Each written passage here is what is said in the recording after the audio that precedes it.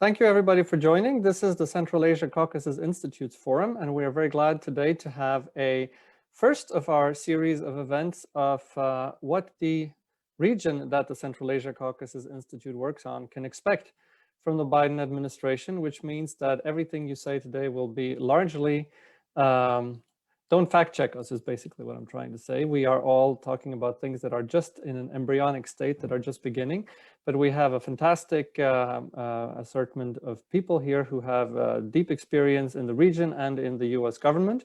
And I will introduce them in just a minute. Just to introduce this event, I'd like to first say that this is, as I mentioned, the first in a series. In a couple of days, we will also have an event specifically about Central Asia. The invitation to that should already have gone out. If you have not received it, please consult our website, silkroadstudies.org, where information about this, future and past events can be found. Speaking of past events, I'd just like to call attention to in my mind, at least a very successful event we had just last week about the recent agreement between Turkmenistan and Azerbaijan on the joint development of an oil field in the middle of the Caspian. The video of that is available on our website, just as the video of this event will be soon after we are done today. So the question for today's event, and I hope we have people also in the region itself who are doubtlessly very interested in the subject of our conversation, is what the South Caucasus policy of the Biden administration will be.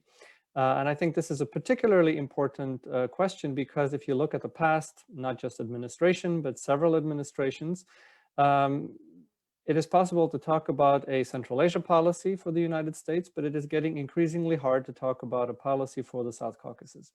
The Trump administration developed a specific strategy document for Central Asia last year. Just about a year ago, it was launched after a long period of gestion, should we say. Which was relatively well received in the region and seemed to most observers to be the result of serious work that had been done within the government. No similar strategy was ever issued for the South Caucasus, and as far as I am aware, the closest thing to a strategy we've ever seen are policy statements by certain U.S. officials, which very rarely have been focusing on the South Caucasus as a region. Now, looking back to several administrations, I don't want to steal any of the thunder of my panelists, but I think it's fair to say that we have seen a tendency that whereas in the 1990s there was an understanding of the Caucasus as a region and part of a broader region that included Central Asia and the Caucasus, there's increasingly been a departure from a strategic approach where there has been a tendency to look individually at the countries of the region and view them sometimes as a kind of an appendix to other powers, whether that be with relationship to Russia, particularly in the case of Georgia, in relation to Turkey, particularly as Armenia is concerned, or in the case of Azerbaijan, sometimes simply as a factor of Afghanistan policy. And depending on which part of the US government you were in, sometimes a certain country could be really classified, at least from my outside observation, as being one thing or another, and there was not necessarily any consensus within the government about how to approach a country or even how to look at one of those countries. Obviously, at the Central Asia Caucasus Institute, we do believe very strongly in the need for a regional approach because obviously we think geography determines a lot of things, not everything, but remains very important for the developments in the region, as we've seen repeatedly over many years. Now, we have a very talented group of speakers today that have worked in and on the region for many years, and I'm as eager as you all to hear from them. We will first hear from Jason Bruder, who was a part of the Foreign Relations Committee including under then Chairman Biden from 2007 to 14 when he covered Europe and Eurasia for the Democratic majority in the Senate. And he has both after and prior to joining the committee, he has been a State Department official. He has been teaching at Georgetown and Columbia universities, and he just last year earned a PhD from the University of St. Andrews. where he has been affiliated with the Institute for the Middle East, Central Asia, and the Caucasus. And Jason will speak, I think, mainly about expectations for policy. Claire Kaiser will be following. She will hopefully speak mainly on the individuals that we already see populating government offices, but we'll be glad to hear your views on any other aspect of this issue. She is the Director for Strategic Initiatives at McLarty Associates. She is also a historian of Russia and Eurasia with a specialty in the Caucasus. She's an adjunct professor at Georgetown University's Center for Eurasian, Russian, and East European Studies. And she is apparently just in the final stages of publishing a book on the politics of nationality in Georgia after World War II, which has drawn on 2 years of archival research in Tbilisi. She has also been an instructor at the State Department's Foreign Service Institute. Our third speaker will be Scott Cullinane, who is the founding executive director of the US-Europe Alliance Foundation, a bipartisan, not-for-profit organization that works to mobilize Americans to advocate for the enduring strategic and economic partnership between the US and Europe. He spent close to a decade in various positions in the US Congress, including as a professional staff member for the House Foreign Affairs Europe Subcommittee, where he was responsible for the European Union, Russia, Ukraine, Caucasus, and Central Asian affairs. And finally, last but not least, we'll hear from Mark Simakovsky, who is a non-resident senior fellow at the Atlantic Council's Eurasia Center and vice president at Beacon Global Strategies, where he works on national security issues. He also spent a decade in the US government focused on Russia and Eurasia at the Pentagon, the State Department, and in Congress, where he particularly was immersed in the US policy response to the Russia-Georgia conflict of 2008 and the Russia-Ukraine conflict of 2014. He's also been a Brookings Congressional National Security Fellow in Senator Mark Warner's office, among many other things. Without further ado, I would like to hand over the floor to Jason to give us your introduction to what we're seeing, if anything, developing. Thank you very much, Svante. I guess it's particularly important, since we're only a month into the Biden administration, to note that this is going to be very speculative and that my views are entirely my own. And I'd also like to do what I think Svante was too modest to do, and thank the Institute for their invitation, and also bring your attention to the report that they issued. The US government may have never issued a regional report, but the Institute did, a Western Strategy for the South Caucasus by Cornell Starr and Sarah Telley. I think it's still thought-provoking, and it does a better job of characterizing the entire region's significance for Americans than almost anything I've seen. So it's very early, but we do have one speech from President Biden to begin to build his foreign policy and analysis of it on. On February 4th, he appeared at the State Department and gave us a sense of what he plans. In those remarks, he spoke of calling a summit of democracies to push back on authoritarianism's advance. He also noted that Americans will be much more credible partner because of these efforts to shore up our own foundations. Now, credibility and democracy are, I think, the key terms here. And his assertion that there is no longer a bright line between foreign and domestic policy is also going to come up in my remarks. It's worth taking a moment to review the past 30 years in bilateral relations, if only because Joe Biden has been an active participant as a senior US official for almost that entire period. After the collapse of the Soviet Union, the goal of US policy was to help Armenia, Azerbaijan, and Georgia preserve their independence and promote their ability to fulfill their potential as new members of the international community, to assist them in overcoming ethnic conflict and achieving toleration and cooperation, to help create transportation links that would both open them to the world and also allow them to take advantage of their unique position as a gateway between Europe and Central Asia. It's difficult to recall now, but in the 1990s, the appetite for assistance from the United States in constructing democratic states and liberal markets was enormous, not only in the South Caucasus, but throughout Eurasia. The credibility of the United States as a model, advanced and stable country was simply immense. Now, Biden was present for all of this, and he had an impressive record of support for Georgia.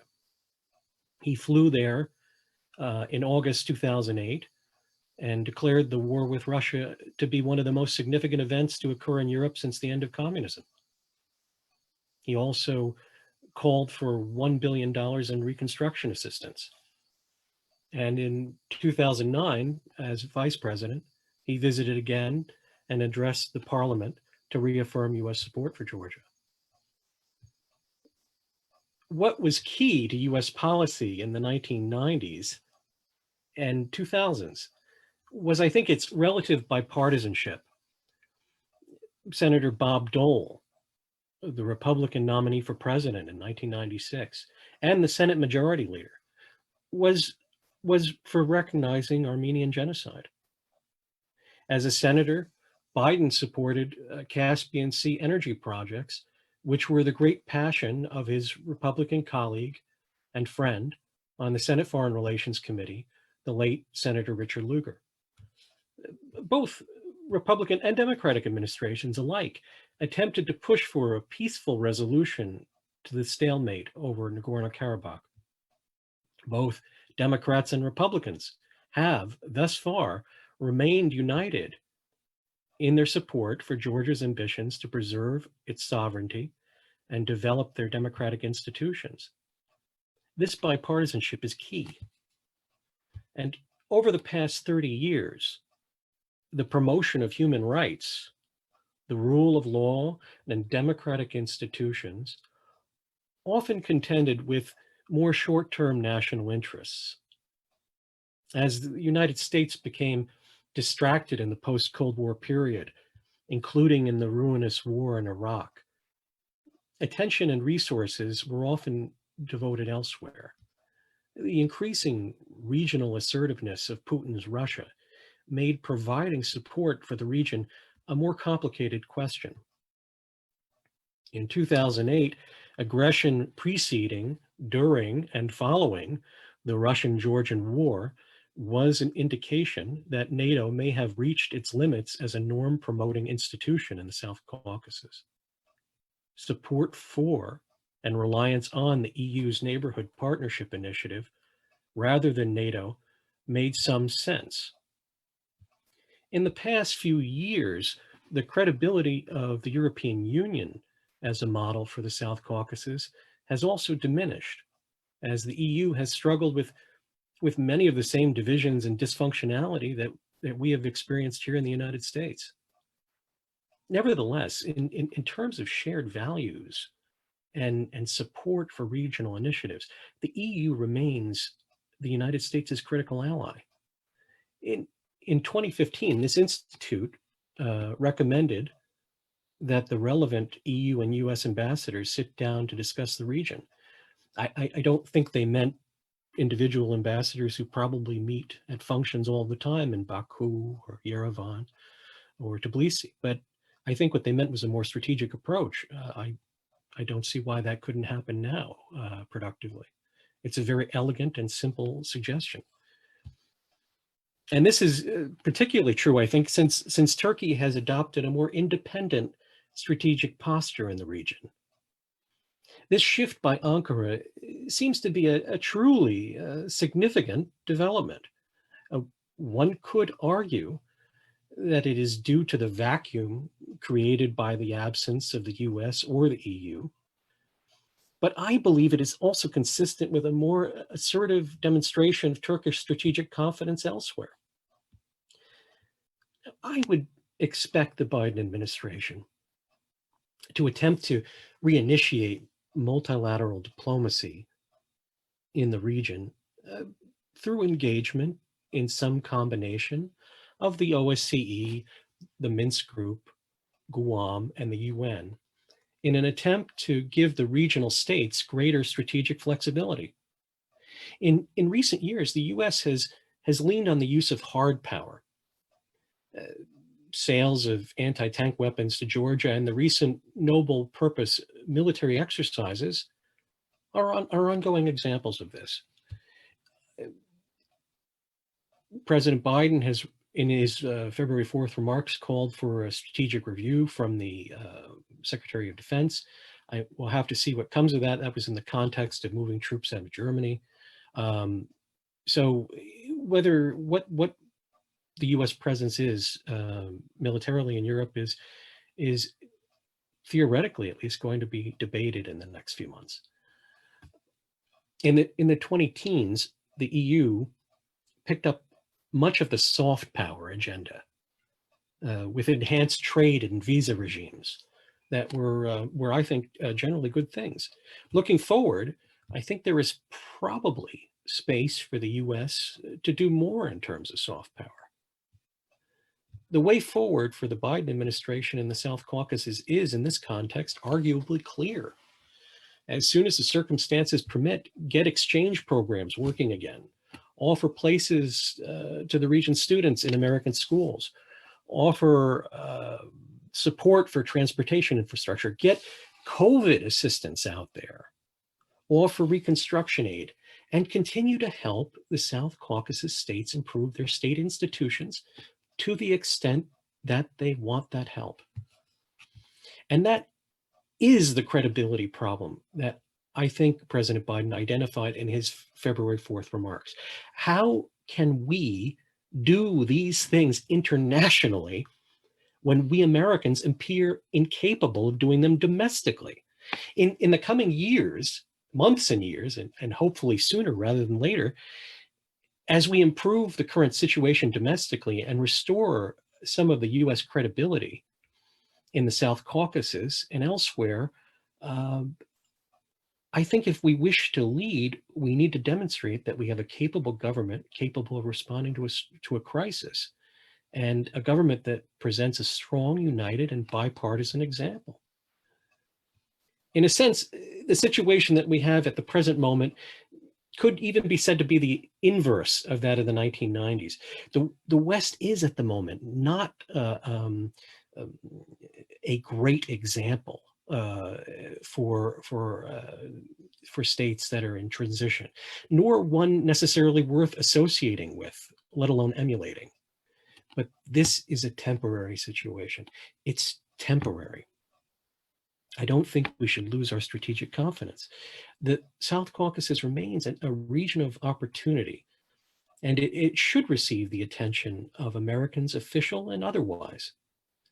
As the US examines itself and reassesses its domestic policies in the coming months and years, credibility will be restored with the functionality of the state. And despite geographic distance, the US will be able to reinvigorate at least some portion of its former influence in places like the South Caucasus. Thanks very much. Thank you very much, Jason. I hope you're right. We all do. There is a lot of truth in what you're saying. When traveling throughout the South Caucasus, what I think many of us have felt over the past many years is not just the issue of credibility, which is always there and which obviously can be misused, that those who would like to, by just retorting whenever the US is going to criticize. I think every US diplomat knows that when they will criticize any of the countries, the answer is going to be very obvious: take care of your own country first. But beyond that, I think there is an issue of presence, an issue of relevance. I think even the question that comes to my mind is more an issue of relevance than credibility. It's why is it exactly that we should listen to you when we have the Turks, the Iranians, and the Russians that are acting very assertively here? I think there are answers to that question. I think some of the people in the region are aware of it, but some are not. And I think there are forces that increasingly are trying to diminish the notion of the US relevance, which I think still has a strong case for it. Moving on, Claire, we're glad to hear from you of your perspectives on on what the new administration brings for the South Caucasus. Thanks, Svante, and to the Central Asia-Caucasus Institute for convening us today. As Svante mentioned, I'm going to run through some of the institutions and individuals to the extent that we know who they are, who could be influential in shaping US policy toward the South Caucasus. I'll also provide some thoughts, depending on time, about other factors that might be at play as priorities and policies come together in the coming months and years. So as Jason previewed in his opening remarks, the Biden foreign policy team, as well as President Biden himself, are certainly not strangers to the Caucasus. This should be, I think, good news in general for the region.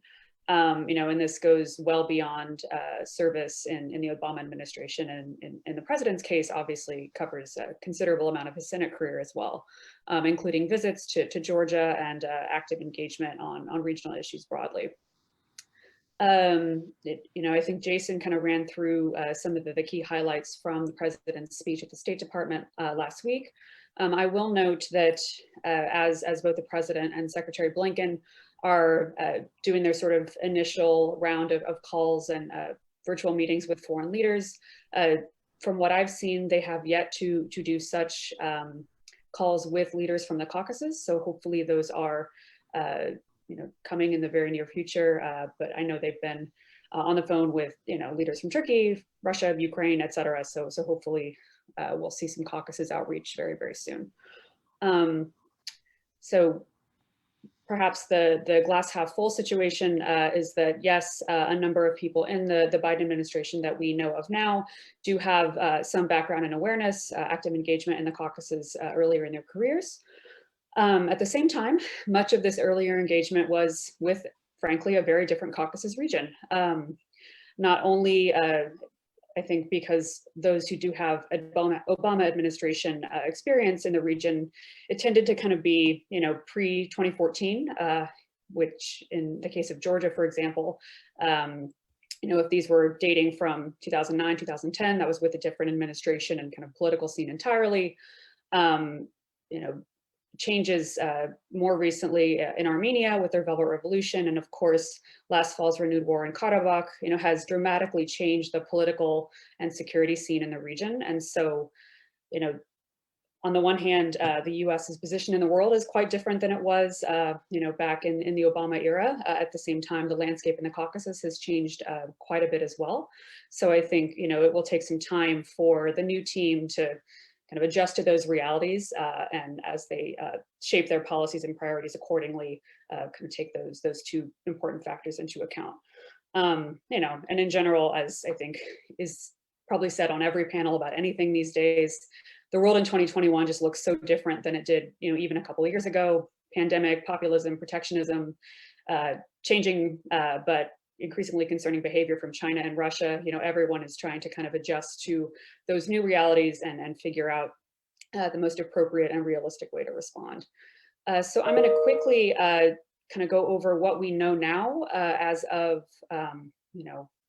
not even a month into the new administration, in terms of how the National Security Council and the State Department is sort of shaping up vis-a-vis Caucasus policy, with the caveat that there's a lot still to come in terms of appointments, but we do know a little bit, and I can give you some sort of hints as to which positions to watch, at least, that could be influential once we know who will be populating them.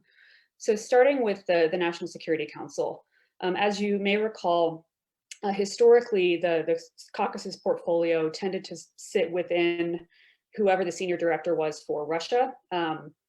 This is probably not a surprise. In the Trump administration, they grouped the Europe and the Russia portfolios together. So it was kind of all of the former Soviet Union as well as all of Europe, a pretty big geographic portfolio. The Biden administration has decided to redivide this very large geography with a slightly different distribution. So there's now a senior director for Europe. It looks like Europe does include the South Caucasus, as well as a separate senior director for Russia and Central Asia. So, for the region under discussion today, I think that is meaningful, though it'll take some time to sort of shake out, precisely how the South Caucasus is going to fit into that broader, set of European priorities, since there are a number of them, shall we say, that I think will come up fairly early in the administration. The senior director for Europe is Amanda Sloat, who many of you likely know. She, more recently has been an expert on Southern Europe, Mediterranean, Turkey affairs, as well as the UK. But earlier in her career, as I understand, she did work on the Hill and had some Caucasus dealings there as part of her portfolios. May have even worked with some of our fellow panelists at that time. So, in terms of people who will have had some exposure and experience to the Caucasus, seems like that would be her, and that's probably a good thing. I think the team that will be working under Amanda will most likely be on detail from another government agency, as opposed to, coming from the campaign or from the political appointee side. So, there will be a director who has some mandate over the Caucasus as well, though likely in addition to some other countries too. Just quickly on this restored Russia directorate, just because it's kind of interesting, and I'm curious to see how it's going to work out. So we have a to be named, permanent senior director for Russia and Central Asia. Right now, it's someone who's in an acting capacity. We don't know when a permanent senior director will be named, but due to the kind of renewed focus on China and the Indo-Pacific, apparently the Russia and Central Asia portfolio will fit under the purview of Kurt Campbell, who's the coordinator for Indo-Pacific affairs. Not a whole lot of news as to how exactly that's going to function, but for those of us who follow the region and on this call, who follow Central Asia too, I think that will be a very, interesting just change to sort of track, especially if, now the NSC kind of has a different division of labor, so to speak, for the region than the State Department and other parts of the US government. So as just a fun fact that I came across in looking into a bit of whether Kurt Campbell has any background in Russia and Central Asia, apparently he studied in the Soviet period in Yerevan, has some sort of certificate in music. So for what that's worth, he won't be working on the Caucasus, but I thought that was pretty interesting and worth flagging for this group. So also among the NSC, I think the National Security Advisor, of course, Jake Sullivan has extensive experience covering, in particular, Russia and Ukraine issues based on his previous experience in the Obama administration. I think will likely view the South Caucasus kind of through that lens, which he is certainly not alone in that regard. And then the Principal Deputy National Security Advisor, John Feiner, who in his previous life was a Washington Post journalist, apparently did cover the Russia-Georgia war pretty intensively in 2008. So kind of brings that perspective as well, which I think is worth noting. So that's the NSC.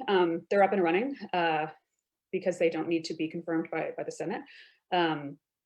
Though I think the exact contours of the South Caucasus policy emanating from there are still yet to be seen. At the State Department, we have many more question marks, because I think the key person kind of overseeing policy toward the Caucasus at the State Department is usually the Assistant Secretary for European and Eurasian Affairs. And this person has yet to be named. It will require Senate confirmation, so it takes a little time to get in the door once that person is indeed nominated. But until then, there is an acting assistant secretary who's been in that acting role for over 2 years. So, I think continuation of the status quo, at least for the foreseeable future at that level. Of course, the US ambassadors to Georgia, Armenia, and Azerbaijan are enormously important in engagement with the region. And typically these are occupied by career Foreign Service officers rather than political appointees. All 3 US ambassadors to the South Caucasus have arrived to post somewhat recently, in the past 2 years or so. So, I think we can expect them to stick around, through their terms. I think, among the positions announced so far, which are at the kind of senior echelons of the State Department, of course, Secretary Blinken and Undersecretary for Political Affairs nominee Victoria Nuland probably have the most experience with the Caucasus. They're clearly coming from highly Europeanist backgrounds, which not surprisingly, reinforces the administration's transatlantic priorities. So I think, one kind of factor to watch in looking at where the Caucasus might fit in the overall scheme of things is, the extent to which and whether they will be kind of a function of a broader attempt at a transatlantic reset or, rebuilding of trust exercise. But the European focus of how the State Department and leadership is staffed at this point is, not something that should go unnoticed. Secretary Blinken did raise Georgia and a couple times at his confirmation hearing last month, which is not a bad thing, reinforcing support for keeping NATO's door open and that sort of thing. Also talked a bit about Karabakh in his written responses to the Foreign Relations Committee. So, in terms of having the region on his radar, it does seem to be, for what that's worth. Victoria Nuland, as I mentioned, career-long Europeanist, has worked in Russia as well for quite a long time, in addition to NATO. So, I think in the highly influential position that she has nominated to be in, she will have kind of an experience working with the Caucasus there as well, even if more recently, I think she's been engaged on Ukraine and Russia matters. Something that I did not realize, kind of staying in the White House, is that Vice President Harris's deputy national security advisor, almost 20 years ago now, was DCM in Baku. So, kind of you find people with Caucasus pedigrees in surprising places at times, but figured that was worth flagging as well. And then finally, just on the institution side, and I think other panelists might be better qualified to talk about this than I would, but we shouldn't discount the Congress. I think in the past few years especially, Congress has been especially vocal on both regional as well as country-specific issues related to the Caucasus. This might be coming from the Georgia caucus, it might be coming from the Foreign Relations Committee, about Karabakh or genocide recognition. These are all things that, have been very prevalent in the past couple of years. And I think just given Biden's long tenure in the Senate, it will be interesting to see the extent to which Caucasus issues emanating from the Hill kind of continues to, get traction and airtime. But, would defer to my Senate and House alum panelists to talk a bit more about that. So just to wrap it up here a little bit, I'll kind of maybe pose some questions to the group that we might cover in Q&A a bit. Because we are still staffing up at the State Department in particular, it's unclear at this point where Caucasus policy, to the extent that there is one, is going to emanate from. Is it going to be the White House and NSC? Is it going to be the State Department? Is it going to be DOD? Something I didn't really touch on. And that largely will most likely be a function of, a broader overall approach to Europe, to Russia, to Turkey, Iran, or even China. So, these are all pretty thorny questions that are going to need to get worked out. But I think those are sort of the big picture, factors for us to think about as the months progress and a policy does come into existence.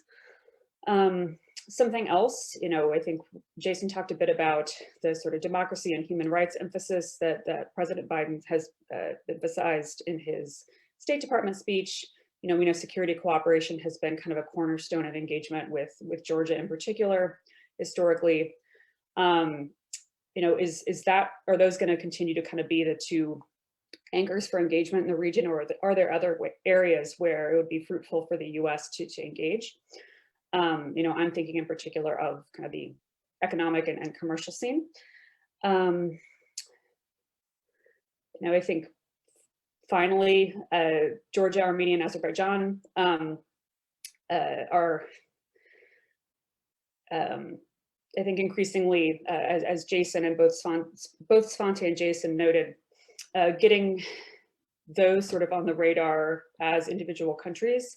That's sort of one element that will be under consideration.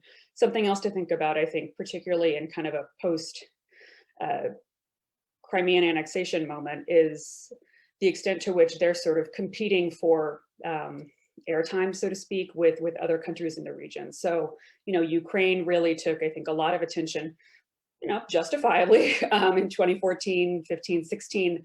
It's not like that conflict is resolved in any way, and continues to get a lot of attention, both from the executive branch as well as the Hill. Belarus is something that everybody's watching. Russia as well, for obvious reasons. So the extent to which issues in Georgia, Armenia, and Azerbaijan can sort of compete with some of those other issues for sort of bandwidth in the bigger picture, that's something that will always be the case. I think, broadly speaking, I would be surprised if the Caucasus were a high priority for the Biden administration, largely given what we're facing domestically. But to the extent that it would be factored into, priorities as a function of other priorities, such as a transatlantic reset or something, that might be something that we do see. And this is not new. This is really continuing a trend that we've seen over the past decade plus, where other regional priorities might take precedence. The one area where I think we might see a bit more engagement than at least in the past handful of years could be with Georgia. We'll have to see, and maybe I'm biased here and just hoping for this. But as I sort of alluded to earlier, if that is the case, and then the Biden administration does kind of see value in doubling down on engagement with Georgia, I would really like to see such an engagement expand beyond kind of the democracy and governance and security matters, which are certainly important, but include a more comprehensive view of partnership, such as trying to do more to bolster economic and commercial relations. I don't think we're going to see the bilateral trade agreement sort of route pursued like it was in the Trump administration, but I think there are other ways that we can improve commercial relations and contribute to Georgia's economic development, which ultimately is going to have a lasting and positive impact on the security situation and sovereignty and in the longer term. So I will pause there and look forward to hearing the rest of the panelists' remarks. Thank you very much, Claire. That gives us a very good initial view. Obviously, it was almost unfair to ask you to do this at this point. Maybe in 2 months, when we know a little bit more about state and defense, we can have you back and have a further conversation of this kind. I'm sure. I think you raised the two key issues. One, obviously, is that personalities matter, and the experience and exposure of people in decision-making positions, especially when they're so flooded with other issues. I think you rightly mentioned Ukraine. We've all seen how in the past, well, after 2013, if not before, the Ukraine situation really sucked all the oxygen out of the room, and people who also had the South Caucasus in their portfolios just didn't spend any time on it really, unless they had to, because there was just so much work on Ukraine. Belarus, you mentioned, is probably playing a similar role right now, maybe not to that extent, but I think Turkey is also there, because in many places, including the NSC, the same, and if I'm not mistaken, normally the Deputy Assistant Secretary at State, at least, who works on Turkey, also works on Aegean affairs, Greece, Cyprus, and the South Caucasus. Now, given what's happening in the Eastern Mediterranean, again, if that remains the situation, we may have an attention problem. The other issue, of course, is where is policy going to be emanating from? And I think that's one where we're seeing, I guess in the last 4 years, it was hard to tell, because there was a bureaucracy, and then suddenly, at least when Turkey was involved, there was suddenly a presidential phone call with Erdogan, and that changed everything. I think we're likely to see a more bureaucratic approach, but regarding the South Caucasus, it remains to be seen. In the Obama years, it seemed that a lot of policy was emanating from the White House and nowhere else. Perhaps in the Biden administration, the defense and state, other agencies can have more of a normal role that they've had historically, but that remains to be seen. We turn now to Scott Cullinane, who has also been watching large parts of this region from his perch on the Hill, prior to now working. I think we have heard mentioned so much already the issue of transatlantic coordination. This is something right up your alley right now, so perhaps you could take it from there. Yes, exactly. Well, thank you for having me, and it's great to be here with 3 other really excellent panelists. And I entirely agree with everything Jason and Claire have said. And thank you, Claire, for teeing me up to talk about this in a transatlantic perspective. And for me, I start at it at the issue from a transatlantic angle, because this is the mechanism. And whether it's through the EU's Eastern Partnership Initiative or something else, this is the way in which, for US policy, we can help bring the South Caucasus towards the West. And it's very hard, I think, for US policy to have the kind of influence we want without the heft of Europe and without the attraction of European markets. And so I think it lends itself towards thinking of this of a US approach to the South Caucasus as one that makes a lot more sense, one done not just in parallel with Europe or the EU, but really done at some level of coordination. Now, looking back over the past 4 years, I think being generous, it's obviously a bit of a mixed bag in terms of how we've done on the transatlantic relationship. And I think we're certainly, use the term Claire, transatlantic reset. I think that's certainly something that's in the cards.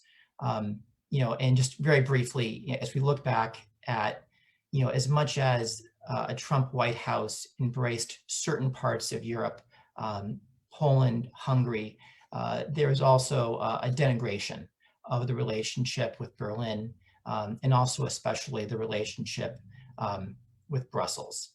And as we go a little closer to the region, looking at the Black Sea region, there was a kind of a repeat of that same dichotomy, where in some cases, like with Bulgaria, I think the relationship was relatively good. The US and Bulgaria finalized Bulgaria's largest arms purchase in 30 years from the US, around US F-16s.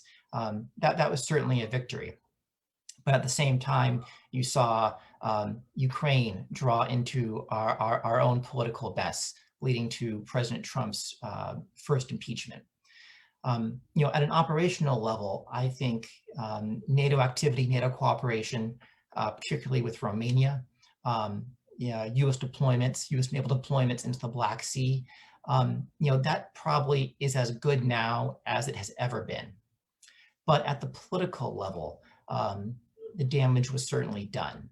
And I think a Biden administration is seeking, and I think will be successful to a great extent in repairing and restoring what was harmed over the past 4 years. But there is a level of scar tissue that will be permanent. And I think that will affect the transatlantic relationship overall, and affect the ability for DC and Brussels to cooperate on any kind of policy towards this region. Now, that said, about the transatlantic relationship, it certainly wasn't all Trump's fault, and you can't blame it all on the past 4 years. And I think even to some degree, Trump's impoliteness papered over and covered up some of the underlying disagreements. And just very quickly, I point to the example we have from December of the EU moving forward on the comprehensive agreement on investment with China, an agreement that was essentially stalled for a number of years, but at Chinese insistence, decided to move forward and finalize that agreement just before Biden was inaugurated, and before there was a chance for a real dialogue between Brussels and a new administration on a joint approach towards China. And so I think that shows there really is a fundamentally a divergence in strategic thinking at some level between the US and Europe. I think that also shows the South Caucasus is going to struggle for attention. And to the extent there is a transatlantic reset, it's going to be dominated by issues of climate change, of China and Iran. And finally, one last kind of issue to put into the mix here that's not so much a policy challenge, but we do have an issue with aligning our political cycles. and you think about the current EU Commission President, Ursula von der Leyen, she came into office just over a year ago in December 2019. And she spent, her first year in office dealing with Brexit and COVID. And when she was getting up to speed, we here in the US, we're getting into election mode. And so we essentially had a year where things were in a holding pattern. And now as the Biden administration is getting up to speed and those important spots on the NSC or the State Department or DoD are being filled out, just after August, in September, we're looking at federal elections in Germany to replace Chancellor Merkel. And we don't know who's going to come next. And until Berlin knows its strategic direction, it's going to make it very difficult for any kind of big vision, meeting of the minds between the US and Brussels, or the US and European leaders. So that will be a challenge in this coming year. As I look at the rhetoric coming out of the new administration, the word I keep coming across again and again is ambition. And there is ambition to do more with the transatlantic relationship, and there is ambition to expect more. And that's exactly right. And I think that's been lacking for quite a few years. But as we look at the issue of the South Caucasus, the challenge, as Claire said, is going to be, where do they fit on the to-do list? And between all the other things, economic, political, COVID, China, Russia, I just worry that the South Caucasus is going to be, not the top of that list.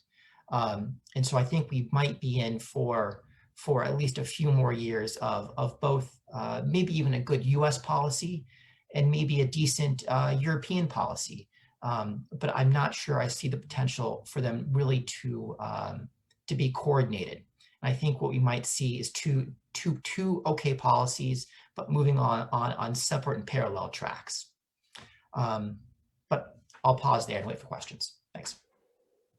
Thank you very much, Scott. I think at this point, we're getting closer to an answer to the old question of where these countries, this region fits on the US ranking of foreign policy objective. And you're right, it's not at the top. I think there have been moments where this region did rank fairly highly for reasons that had to do with either individual interests of government members or the events in the region. Obviously, Georgia after 2003 was one example. I think the Clinton administration's approach was probably the most strategic from a regional perspective of any administration thus far, where there was a specific working group, interagency working group on the issue of developing Caspian oil and energy resources. I think it's very unlikely that we're going to get a deputies committee focusing on any issue relating to the South Caucasus anytime soon. But I think that doesn't mean there's no policy, right? I think that's why it's so key to see where will it fit. And I think we'll have to wait and see if Europe is indeed the issue. And I think it may also have to do with what happens with Turkey and many other issues. But let's move on. And we have now the pleasure of hearing from Mark Simakovsky. What is your perspective? I hope you don't agree with everything that's been said before, because then we probably made a mistake in putting the panel together. There's a lot of agreement already. Do you have any disagreements or any other perspectives, or what would you offer us? Yeah, it's hard to disagree with this group because so many are friends, but I'll start to go into a few issues, kind of laying out some of the key pieces that I think are important overall in the Biden administration's approach to this, what I consider strategic region, before jumping into what one of the major policy reviews, the Russia policy review, which inevitably will influence the course of US foreign policy in this region. I think, clearly the last few years has not been a high point of US engagement in the South Caucasus. I think part of that is obviously based on the Trump administration's and the president's own mercurial relationship with President Putin. frankly speaking, despite his own business interests in the region. This region was not a region of priority. If anything, I think it fed into his view that the United States was invested in too many places around the world with too little to show for it. And although there were key cabinet officials like Secretary Pompeo, National Security Advisor Bolton, who saw the strategic interests for the United States in this region, which they backed up with travel and discussion. I think Pompeo, one of his last visits abroad was to Tbilisi. That doesn't make up for a concerted, coherent, structured U.S. approach to this important region, which previous administrations, I think, have had. I think in many ways, even during the end of the Obama administration, you saw strategic drift and ambivalence, as well as a haphazard approach to the region. And I'll go into what one of the policy reviews I participated in, which was the Russia policy review in 2009, which I think also had a potential undermining of U.S. engagement in the region because of a prioritization of a focus on the U.S.-Russia reset. I think overall, what everyone has described, personalities matter. I think of the three principles that I think are important to look at the Biden administration, how they're going to approach this region, is one is experience. They have experience in the region. Everyone that they have selected so far has strong credentials as a transatlanticist for all the issue sets that Claire pointed out. I think as you will get down toward the deputy assistant secretary level in places like the Pentagon and the State Department, you're going to also have very strong, credible people in place who have dealt with the region. Obviously those people are not in place yet, but there'll be also, I think, a focus at the State Department in particular and reinforcing career Foreign Service officers who've had a good experience in the region. There's a potential discussion of a senior Foreign Service officer who could be the Assistant Secretary of State, who has deep experience in the Russia-Eurasia region.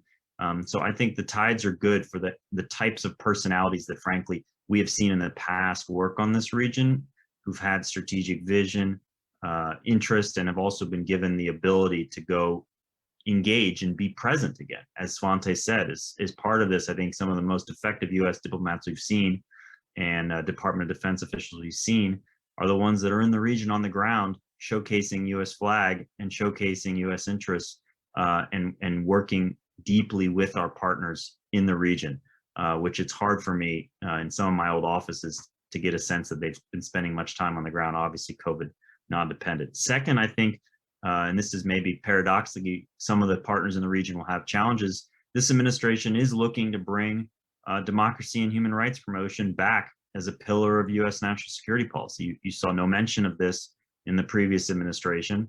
I think also even potentially during the Obama administration, you saw some general ambivalence of promoting NATO enlargement and promoting democracy. I think this administration, because of the resurgence of Russia and China and authoritarian states, does see an interest and a value. And the record is mixed in this region. You have obviously Azerbaijan, which has some authoritarian tendencies.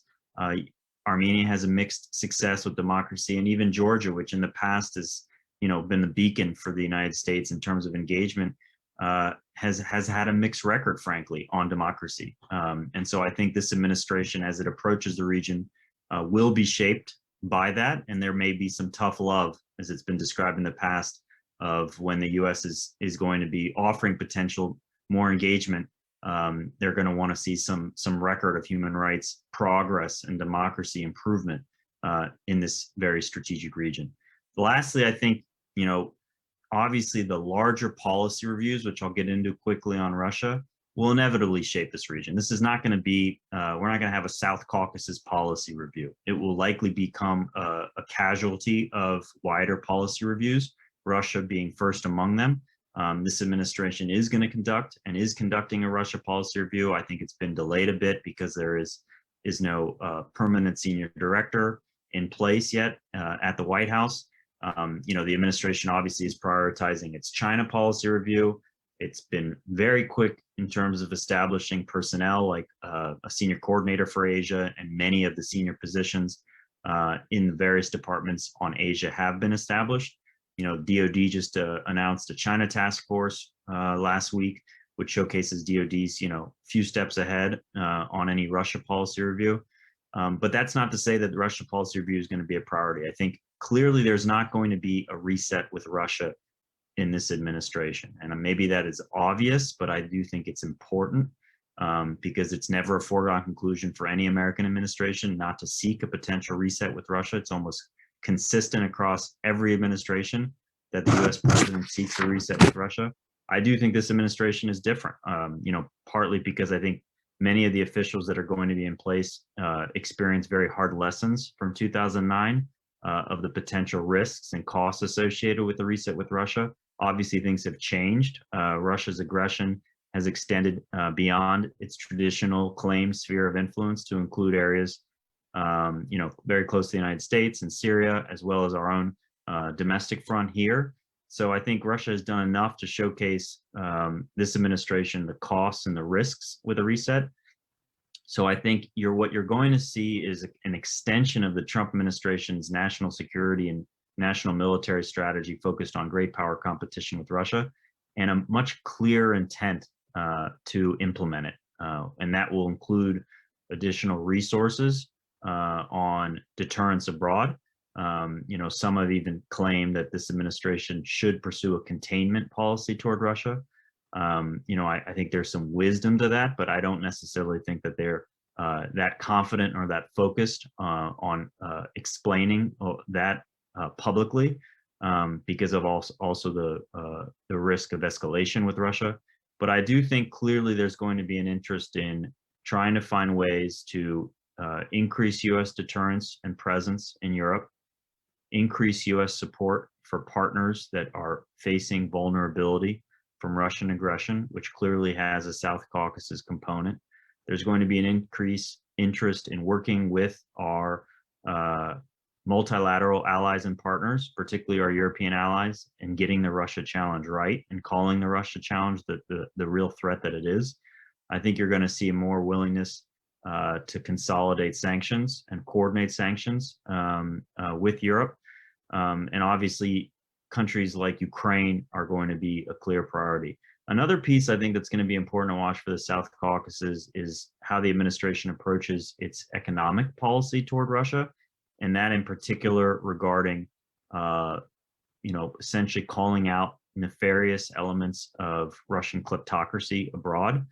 There are countries in the South Caucasus that in the past have been have seen key sources of Russian investment, and of course, also hiding of Russian funds. So I think some of those countries in the region could play a role, and also may be unwilling to play a role in trying to, contain Russian economic influence abroad.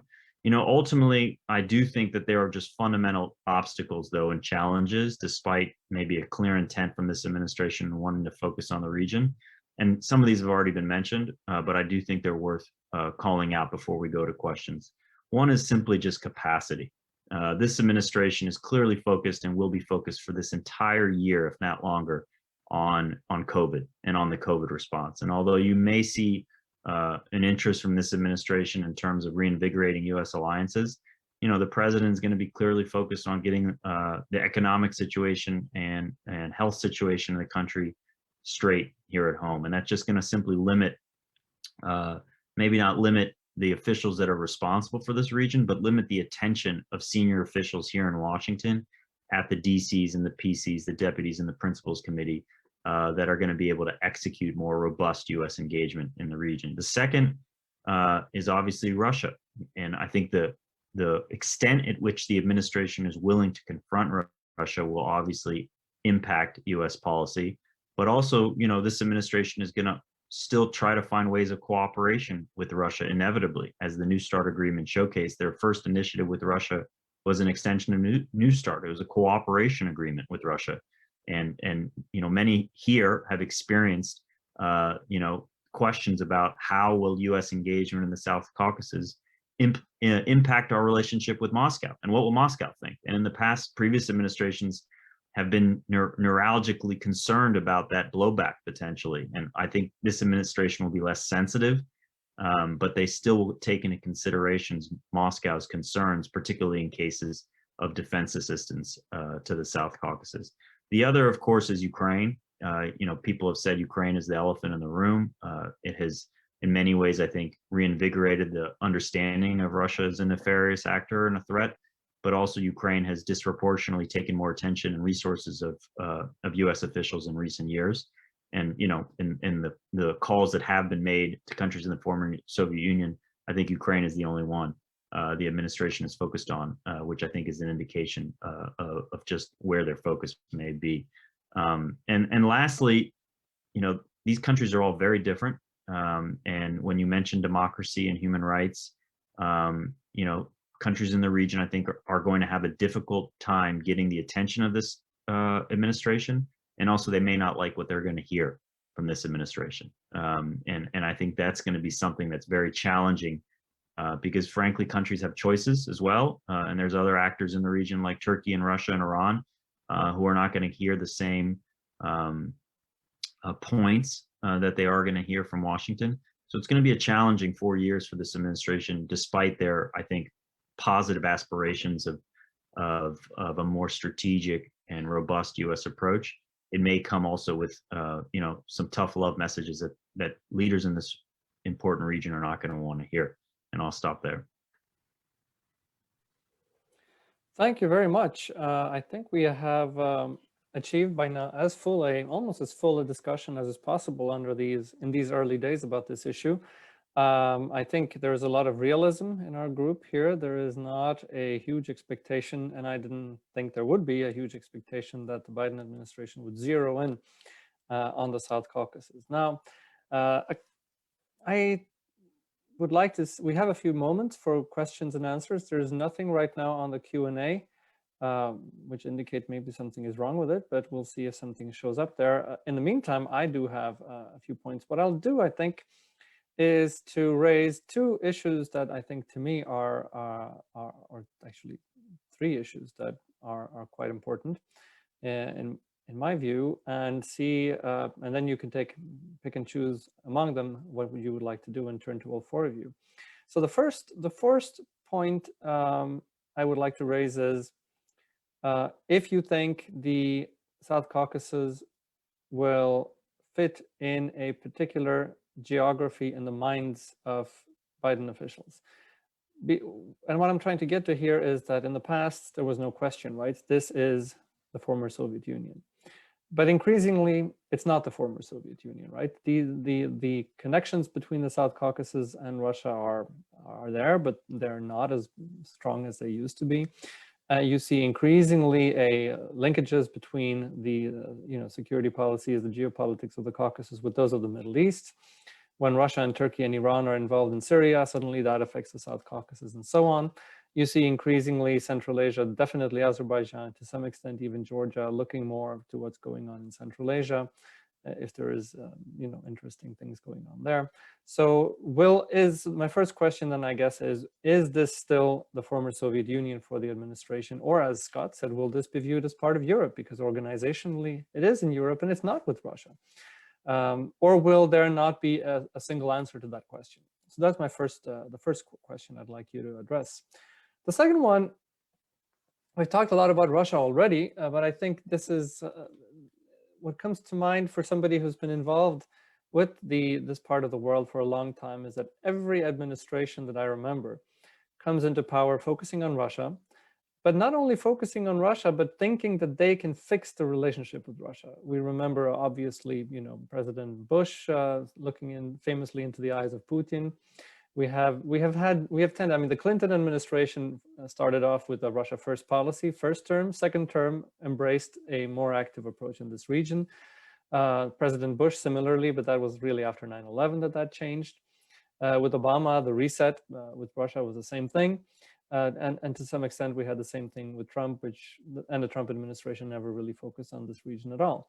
But I think this might be the first time that we have an administration that is not going to try to think, oh, well, my predecessors couldn't handle Russia, so I'm actually going to try to strike up a positive, good relationship with Russia. It doesn't seem to me at all that that's what's going on. Quite to the contrary. We have an administration that's coming in with quite set views and realistic views of what can be achieved with Russia, and maybe already with an ambition to counter Russia, in which case we could save ourselves 4 years in terms of, coming back to an approach where you're looking at the non-Russian countries in the former Soviet Union, if that's still how we look at the region. Is this correct in your opinion? Will this matter? Will this region be seen as play a role in any effort to contain Russia that this administration may be embracing? Because in the past, it really hasn't. To the extent it has, I mean, we remember in the Obama administration, there was always a correlation of, well, if you're going to counter Russia, it's going to be with the democratic countries. It's going to be with, we always heard Georgia, Ukraine, Moldova, Georgia, Ukraine, Moldova, not thinking that there were countries in Central Asia that were geopolitically perhaps even more important if you want to counter Russia. And in the South Caucasus, you can make the same argument. Seems to me that it might be that we're going to fall back to that policy. We are going to counter Russia because we're going to counter authoritarians and then support the more democratic countries. In which case, again, we're not where we used to be a couple of years ago, where there was this immense hope that Ukraine, Moldova, and Georgia are moving to democracy. That picture is much more muddy. Let me shut up about this. I'll leave it off to you. But the third, and perhaps major point, I think, is we had a big war, or at least a significant war in the Caucasus just a few months ago. How will this affect U.S. policy? I think this is a question, of course, because there's a new geopolitical situation. The West was really not a factor in this war. It was, even to my rather pessimistic mind, it was striking how irrelevant, frankly, both the United States and Europe were to how the war started, how the war went, and how the war ended. And that really Russia and Turkey really emphasized their position in the region. And I think the Russians may not be so happy with the Turks, but they at least prefer Turkey being there to the West being there. The other issue, obviously, is in this administration, and particularly with Congress, we do have forces that are sympathetic to the Armenian cause, that are in greater positions of responsibility now than they were a few months ago. Will this play a role in the way this administration approaches the Caucasus? So let me stop here and quickly take a 2-minute answer, whatever you want to pick up on this. Let's go reverse order for this. Mark, what would you like to pick up from that? I think your last point, Svante, maybe is the most important and colors some of your other questions is NK.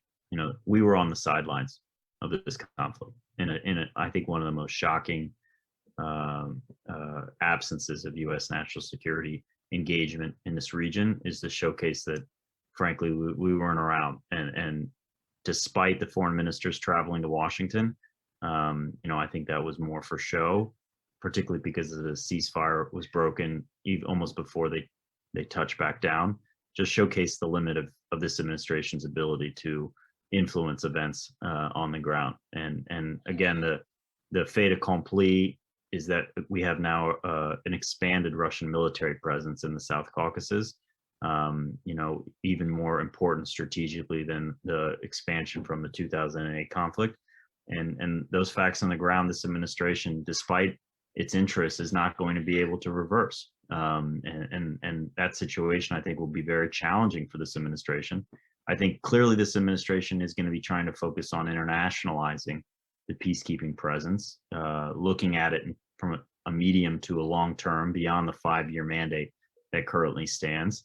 I think the administration is going to be focused on trying to find ways to, break out of Armenia's isolation, try to take advantage of the situation, which, in many ways, the situation on the ground confirmed some of the at least objectives where the U.S. was seeking to, get some of this Azeri territory back, obviously not by military means. But now how can we potentially internationalize the peacekeeping mission and move forward with progress and also sustain peace there? The question clearly is going to be about Turkey's presence in the future. I think that there's a way to shape Turkey's presence in a positive manner to include other international forces. But again, I think it's going to be very difficult for the administration to frankly play catch up on Nagorno-Karabakh. Particularly when Baku is going to say, not only did we not need you, but also your absence benefited our national security interests because they believe they were able to secure territory by military means and potentially take advantage of the Trump administration's distraction and ambivalence toward the region.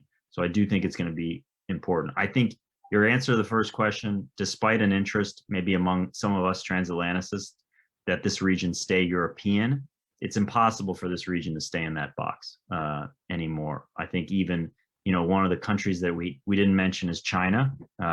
China is interested in this region, has obviously played a long role in trying to facilitate their own economic engagement in the region. So despite this kind of naturally fitting into the European bucket and some countries like Georgia's aspirations clearly being Western, I think it's going to be a challenging region to deal with because it's going to be very difficult to portray as either European or tied to interest in the Middle East. I think, frankly, some of the region's importance is because it feeds into so many other wider geopolitical crossroads. And I think that's why part of the argument is we have to look at from the opposite standpoint. It's possibly a good thing that this region has so many equities in the Middle East and Central Asia. And so in many ways, it's not simply a European region for the United States. And I'll stop there. Thank you. I think that's an important point. It's a blessing and a curse to be in between so many important areas. If there was coordination, that would help, but we don't do that very well. Scott, your turn. Yes, thank you. As I think about your question about the term of the former Soviet Union space, democracy promotion, the Minsk group, these all strike me as sort of things that seem somewhat outdated. They're all kind of from the past. And I think one of the themes we're going to see from Biden is not going back to 2016, not going back to 2009. There has to be new answers. And like, for example, the Minsk group, it failed. And I don't think just appointing a new high-level U.S. ambassador is going to reinvigorate the Minsk group in a way that matters. I think it's probably, probably has to be pretty fundamentally rethought. And so as I think about what Biden might do, I'm really struck on this piece about anti-corruption and anti-kleptocracy. And I think maybe 4 or 5 years ago, we would have spoken about democracy promotion or ensuring Radio Free Europe access in Azerbaijan. I think we maybe moved on from that. And I think the new front in that is anti-kleptocracy.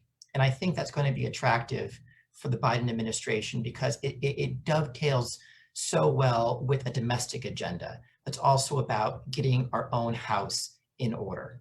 And so I can really see that gaining traction and getting some legs and becoming a bigger and bigger part of the way in which we interact with the South Caucasus as the US. I think, as Mark said, that's going to be a conversation that's going to be very unpleasant for certain leaders and certain personalities there. And so I'm not sure that is going to lead to smoother relations or nicer conversations. But I think that's going to be sort of the new front we're going to see come to the fore more and more in the next months. Very interesting. Thank you. Claire, your views. So I will touch on the, what region does the Caucasus fit into? And then I also see an economics related question in the Q&A that I'll address quickly as well. So I think just based on what we've seen, at least in the NSC, it looks like the Biden administration would like to think that the South Caucasus is part of Europe. Whether that's going to carry out in practice is another matter, both in terms of how the US government organizes itself regionally, but also for all the reasons that Mark mentioned, right? We have, and this is not unique to this year or even, this century, a number of competing regional interests, whether it's, Iran, Turkey, Russia, and increasingly China, both on the economic front, but not only. So the extent to which the US approach toward the South Caucasus is integrated into all of these other kind of competing regional priorities and great power competition, if that's what we want to call it. I don't know that that's the best lens necessarily, but I think that that's the reality that we're going to be facing. But I do think that bureaucratically, you know, and from a policy perspective, it's going to take some time for that to sort of, you know, become evident. I see a question in the Q&A about whether the Biden administration should be taking advantage of U.S. positions in various, you know, multilateral funding organizations like World Bank, EBRD, et cetera, as well as trying to leverage domestic equivalents like the DFC, MCC, TDA, et cetera. You know, the short answer is absolutely, and I don't think that this is unique to the Southern Caucasus. I would make the same argument for Central Asia as well. You know, I think on the multilateral side, that certainly corresponds well to the administration's stated goal of you know, working more with allies, taking kind of revitalizing the US's role in multilateral institutions. So trying to inject a little bit more oomph into some of those financing opportunities in the South Caucasus would certainly be welcome. And devoting kind of even more attention to what the US equivalents can do in the region, you know, could have an enormously positive impact, both in terms of reinforcing economic relationships, benefiting US companies and all of that sort of thing. So, you know, as far as I'm concerned, that's a win-win-win. Wonderful. Jason, you get the next to last word, since I get the last word. Well, I'd like to associate myself with all of the intelligent things that everybody has just said. I particularly Scott's comments about the importance of the European Union and Claire's observations that we need to use our leverage in all of these international organizations. And Mark's comments on Russia were spot on, and it'll be very interesting to see where the policy reviews goes. But as you point out it with your initial point, Svante, the region is sort of moved beyond being part of the former Soviet Union after 30 years. And I avoided dealing with the Russian dimension in my comments because of that. And also because we're seeing, you know, a lot of people have been quoting this John Adams quote, "Facts are stubborn things." There's nothing more stubborn in terms of facts than geography. And unfortunately, or fortunately, these states are running up against the fact that their historic imperial powers were Russia, Turkey, and Iran and their predecessors. So, you know, in the absence of strong American or EU intervention or involvement, this is quite a natural development. I think what's going on with Turkey bears a lot of watching. I'm very curious to see what happens. I think the United States needs to use all of its diplomatic tools to remain relevant. And you're right, relevance is the key question here. Perhaps even more so than what the president said about strategic confidence or credibility. But I think ultimately geography works in our favor too, because we're a total offshore power. We do not have ambitions to grow our territory in this region. And I think there's a lot of good we can do from a distance yet. Well, thank you all. We are a little bit out of time. I'm glad you were able to address some of the questions in the Q&A. I saw one just popped up, but that's unfortunately too late. I'm sure there will be more discussions. I don't have a particular closing statement. I would like to make one point, however. I think the times have changed. I think that's a recurrent subject of our discussion today. And I think that is also very closely connected to the issue of agency in of the states in the region, as well as in Central Asia. This is a point we touched on in our last week's event about the Azerbaijan-Turkmenistan oil agreement, where we came to the one of the conclusions was, for those that didn't watch it, that the various powers have tried over the years to try to get Azerbaijan and Turkmenistan to agree. The US has, the Turks have, others probably have, but to the best of our understanding, this agreement happened solely as a result of the initiative of the two countries. In Central Asia, you can make similar arguments about what happened in Uzbekistan in the past 5 years. A lot of people try to change Uzbekistan with various, carrots and mainly sticks, actually. Didn't do a lot of good, but suddenly, because of what happened within Uzbekistan, the country embarked on major change. And I mention this in this context because I think in the Caucasus, we've seen very much, particularly because of the unresolved conflicts in the region, or now one is, I don't know, is it semi-resolved? Maybe it's just unresolved in a different way. That there has been this tendency by states in the South Caucasus to come to external actors and seek to impose on them to fix something in the region. In other words, the countries in the region have tended to be dependent on external powers. Now, in the Russian case, this has been very much by design. Russia wants these countries to be dependent, and definitely with Armenia, they succeeded in a way that turned out to be extremely detrimental to Armenia in the end. But they've tried to do so with the other countries as well. Georgia, in opposition to Russia for a very long time, decided to make itself dependent on West and on the West and Euro-Atlantic integration.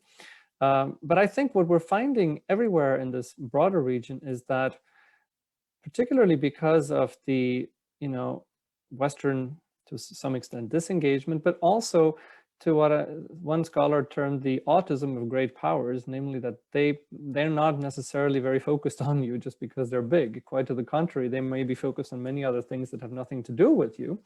You're left having to solve your own problems. And I think that is a lesson that gradually the states in the region have learned. I think Azerbaijan, for better or for worse, was the first to learn it in many ways. That they had the possibility for financial reasons to stand on their own two legs and to, whether you like it or not, to take matters into their own hands, as it were. There was some of that in the Saakashvili administration, again, for better and for worse, trying to take matters into their own hands and to take charge of their country. But I think going forward in the region, we see Uzbekistan, Kazakhstan doing this increasingly. We see, as I mentioned, Azerbaijan doing it. But I think both in Georgia and in Armenia, there has to be a lot of soul searching and finding ways to, to break this pattern of dependence on external powers that don't necessarily turn out to be very reliable, whether it be Russia or the United States or Turkey or anybody else. You cannot rely on any of these powers. You have to rely on yourself, and finally, at some point, find a way to live together in this region. This obviously is something we'll be coming back to in other events. Before thanking our speakers, I'd just like to remind our remaining audience, we have a surprising amount of people still here, even though we're over time, that on the 24th of February, we'll be having a similar event about Central Asia, at which we'll have the opportunity to hear from Ambassador Robert Blake, Ambassador George Kroll, and also from our distinguished fellow, Anders Wimbush. And that event will be chaired by the chairman of our institute, Professor Starr. So far, I'd like to thank you all, four of you, for having brought back the South Caucasus to the center of at least our discussion. I hope we will have the opportunity to do more of that, both public events as well as in direct contact with whoever will be making policy in this region in the future. And I hope they'll listen to all the four of you as they do. Thank you very much. Thank you, everybody. And we'll hope to see you next time.